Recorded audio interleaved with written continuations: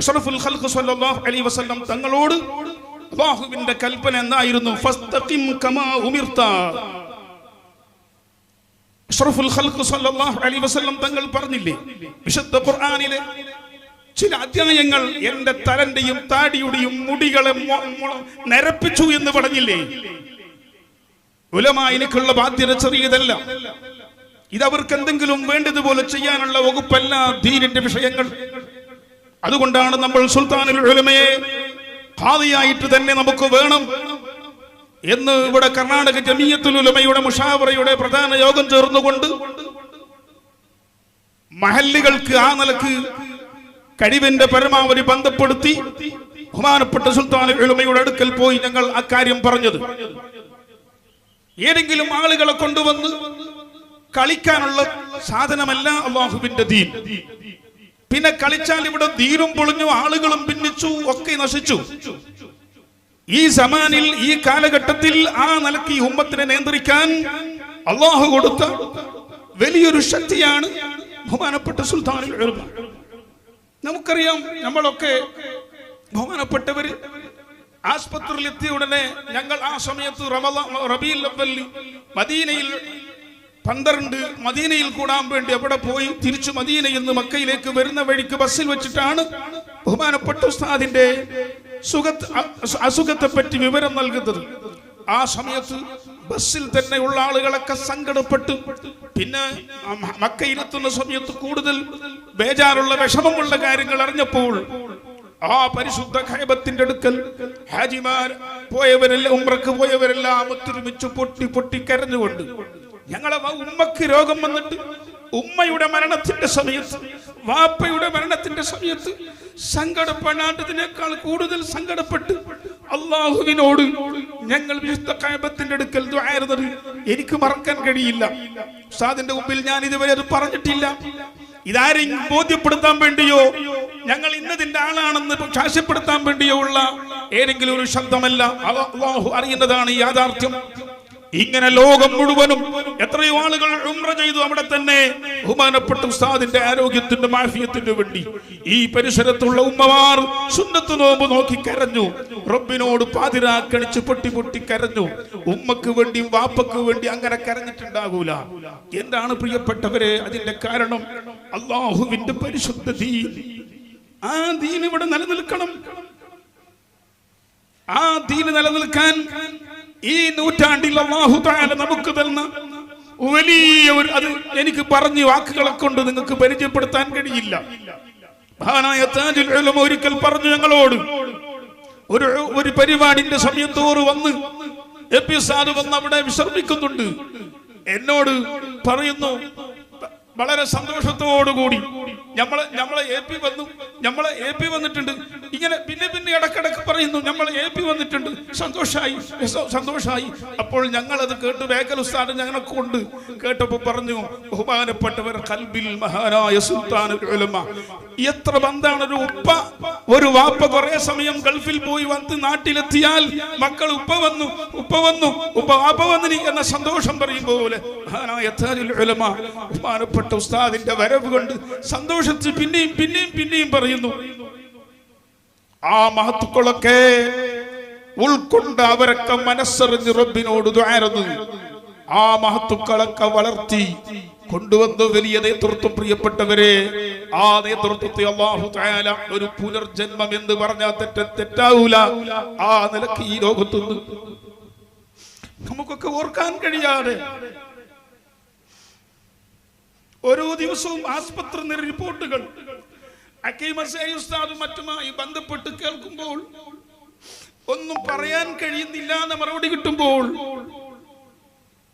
എന്തൊക്കെയാണ് ഞങ്ങൾക്ക് ഓതാൻ കഴിയുന്നത്? അതൊക്കെ ഓതി കരഞ്ഞു റബ്ബിനോട് ദുആ ചെയ്തതിന്റെ ഫലമായി മഹാനായ ശൈഖ് ഉസ്താദ് അവറുകൾ ഇന്നലെ ഖാദി സ്ഥാനമാന പരിപാടിയിൽ വെളുത്തങ്കടിയിൽ വെച്ച് പറഞ്ഞു, മഹാനായ സിയം വലിയുല്ലാഹി മടവൂർ ഖദ്ദസല്ലാഹു അടക്കമുള്ള സാദാത്തുക്കൾ ദുആ ബറക്കത്ത് കൊണ്ട്, താജുൽ ഉലമ അടക്കമുള്ള മഹത്തുക്കളെ ബറക്കത്ത് കൊണ്ട്, ദുആ കൊണ്ട്, മുഅ്മിനീങ്ങളെ ദുആ കൊണ്ട് അല്ലാഹു എനിക്ക് ഈ നിലക്കെന്നെ ആക്കി തന്നു എന്ന് പറഞ്ഞു. അൽഹംദുലില്ലാഹ് സുമ്മ അൽഹംദുലില്ലാഹ്. അല്ലാഹു സുബ്ഹാനഹു വ തആല ആഫിയത്തുള്ള ദീർഘായുസ്സ് കൊടുത്തു സാധുക്കളായ നമ്മളോട് ഈ നിലക്ക് നിങ്ങൾ പോകണമെന്ന് മക്കളെ എന്ന് പറഞ്ഞ് നമ്മളെ നിയന്ത്രിക്കാനുള്ള വലിയ ശക്തി അല്ലാഹു കൊടുത്തു നിലനിർത്തി തരുമാറാകട്ടെ. പറഞ്ഞാൽ അനുസരിക്കുന്ന ഒരു നേതൃത്വം വേണം പ്രിയപ്പെട്ടവരെ.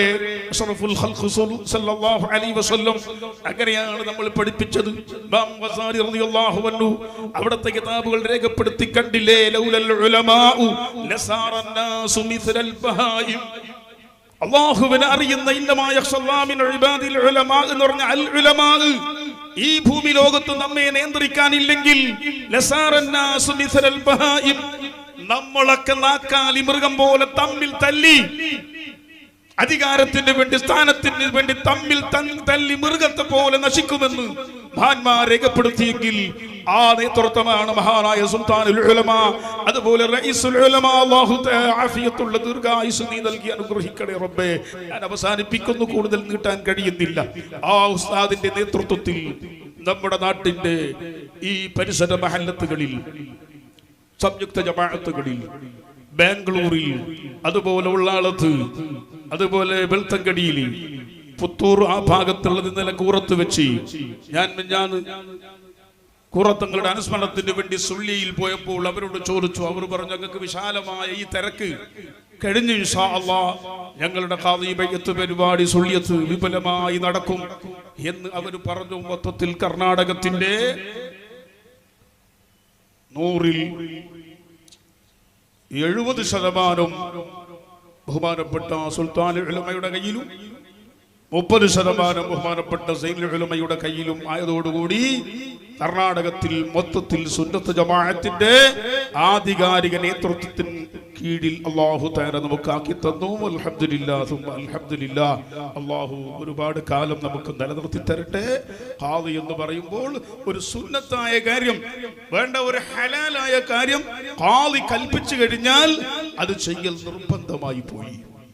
ഇന്നലെ ഞാൻ വെളുത്തങ്കടിയിൽ പറഞ്ഞിട്ടുണ്ട്, ഒരു സ്ഥലത്തൊരു നിക്കാഹ് ജമാഅത്ത് കമ്മിറ്റി കൂടി, ഞാൻ നിർത്തി, ജമാഅത്ത് കമ്മിറ്റി കൂടി.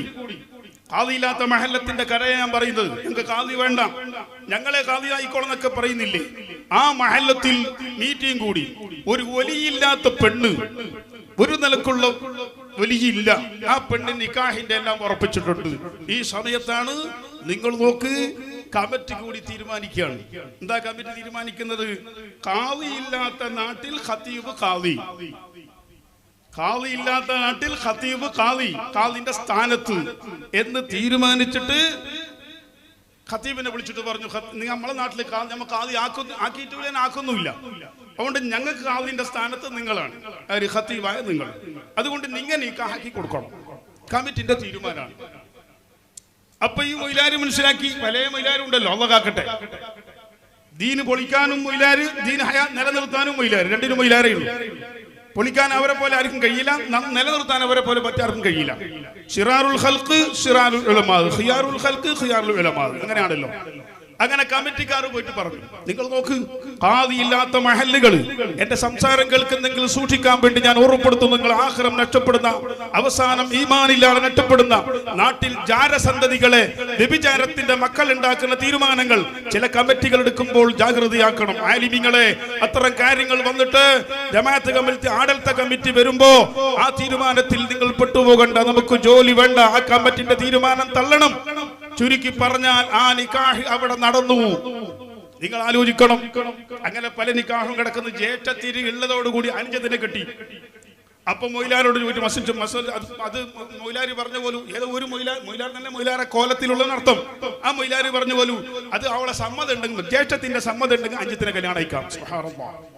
ഇങ്ങനെ പച്ച ഹറാമുകള്, ജഹാലത്തിന്റെ പേരിൽ വ്യഭിചാരങ്ങൾ വരെ നിക്കാഹിന്റെ പേരിൽ നടക്കുന്ന കാലഘട്ടത്തിൽ ബഹുമാനപ്പെട്ട ഉസ്താദിനെ പോലെയുള്ള മഹത്തുക്കൾക്കുള്ള ഖാദി സ്ഥാനം, സൈനുൽ ഉലമാ ഉസ്താദിനെ പോലെയുള്ള മഹന്മാരുടെ നേതൃത്വം നമുക്ക് വേണം. അതാണ് അൽഹംദുലില്ലാഹ് അല്ലാഹു നമുക്ക് ഈ സമയത്ത് റബ്ബിന്റെ മഹദ് ഫദ്ൽ കൊണ്ട് ഏർപ്പെടുത്തി അല്ലാഹുവിന്റെ ഖലാ നമുക്ക് അനുകൂലമായി തന്നിട്ടുള്ളത്. അല്ലാഹു സുബ്ഹാനഹു വ തആല മഹാനായ സുൽത്താനുൽ ഉലമക്ക് ഈ ദൗത്യം ഏറ്റെടുത്തുകൊണ്ട് നമ്മുടെ നാടുകളെയും നമ്മെ എല്ലാവരെയും ദീർഘകാലം ഏറ്റെടുത്ത് സംരക്ഷിക്കാനും വേണ്ടത് നമുക്ക് ഉപദേശിക്കാനും, അവിടത്തെ തണലിലായി, അവിടത്തെ നേതൃത്വത്തിലായി നമുക്കൊക്കെ ആഫിയത്തുള്ള ദീർഘായുസ് ഈ ഇരിക്കുന്ന മുഴുവൻ ആലിമീങ്ങൾക്കും സദാത്തുക്കൾക്കും എല്ലാവർക്കും അല്ലാഹു നൽകി അനുഗ്രഹിക്കുമാറാകട്ടെ എന്ന് മാത്രം ദുആ ചെയ്തുകൊണ്ട് ബഹുമാനപ്പെട്ട ഉസ്താദ് അവരുടെ വ്യക്തിത്വം സംസാരിച്ചത് തെറ്റായി പോയി എനിക്ക് ബോധ്യപ്പെടുന്ന ചില കാര്യങ്ങൾ പറയാതെ ഞാൻ അങ്ങ് ചിന്തിക്കാനോ പറഞ്ഞു പോയതാണ്.